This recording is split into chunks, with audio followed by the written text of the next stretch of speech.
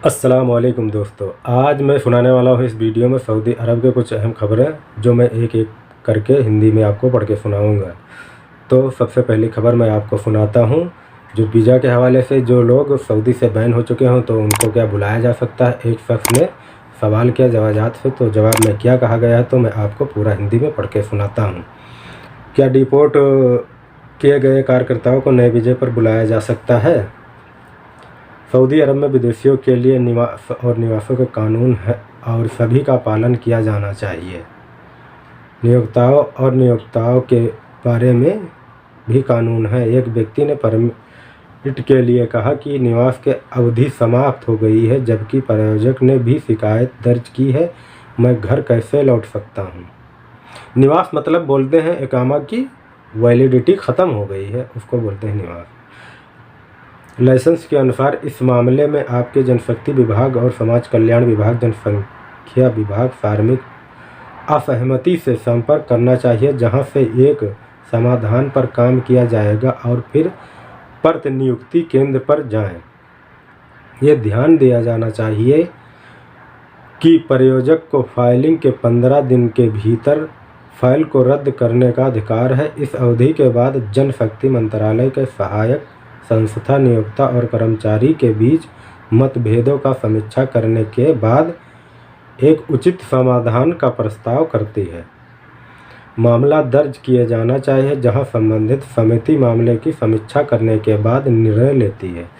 जनशक्ति मंत्रालय के प्रासंगिक समिति अपने फैसले के पक्षकारों को सूचित करती है, जिसके बाद ये अनुशंसा की जा सकती है कि हुरूफ को रद्द कर दिया जाएगा। रद्दीकरण के बाद मामला निर्वासन केंद्र प्रशासन विभाग को भेजा जाता है, जहां से शेष निर्वासन की प्रक्रिया पूरी हो जाती है। एक व्यक्ति ने पाया कि 3 साल पहले निकाले गए घरेलू कर्मचारी को अब दूसरे वीज़ा पर पास बुलाया जा सकता है।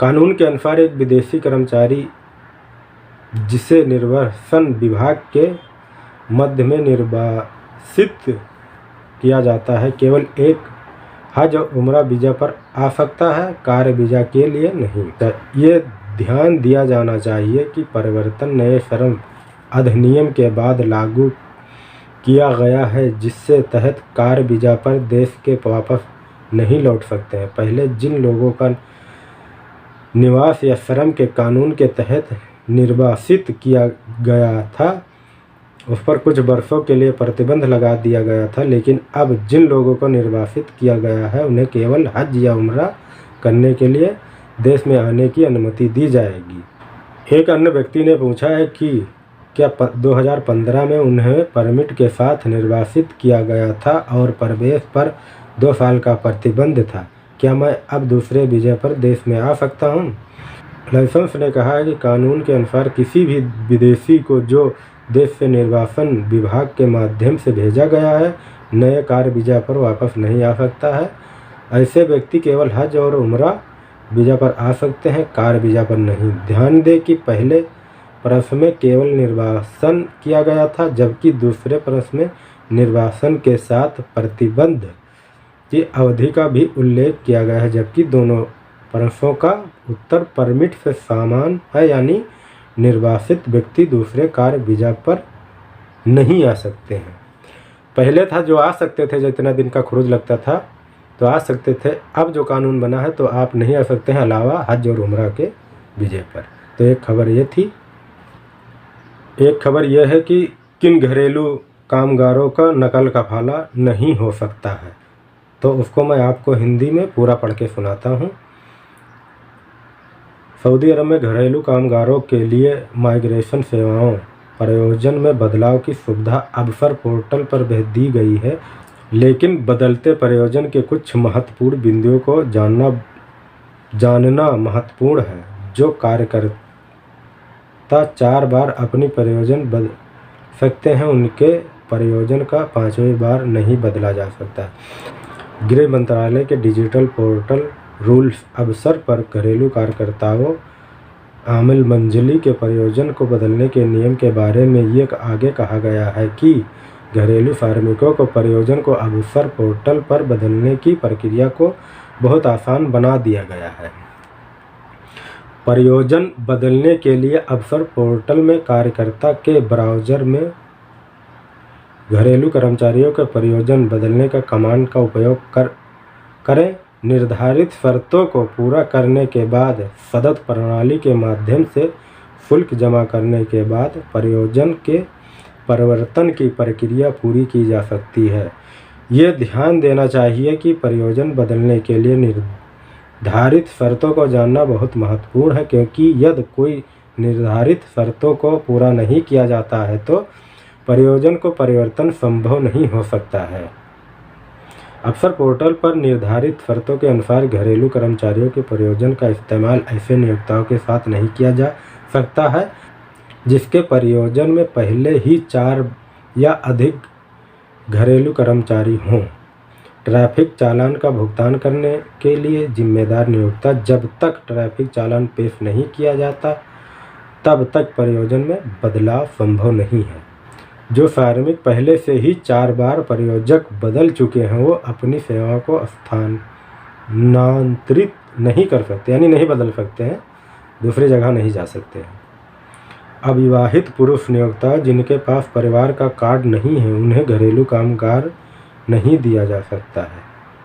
एक महिला प्रयोजक जो सामाजिक कानून के प्रावधान का पालन नहीं करती है उसे भी घरेलू कामगार का अधिकार नहीं है। एक तलाकशुदा या विधवा को घरेलू कामगार रखने की अनुमति होगी।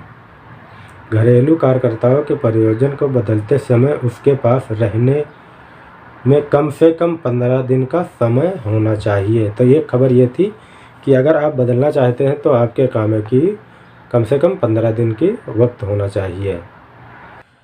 आखिरी में कोरोना वायरस के हवाले से टोटल केस कितने आए हैं और कौन से सिटी में कितने आए हैं तो मैं आपको पूरा पढ़ के सुनाता हूँ। आज टोटल केस आए हैं जो 1045, जिसमें से ठीक हुए हैं 983।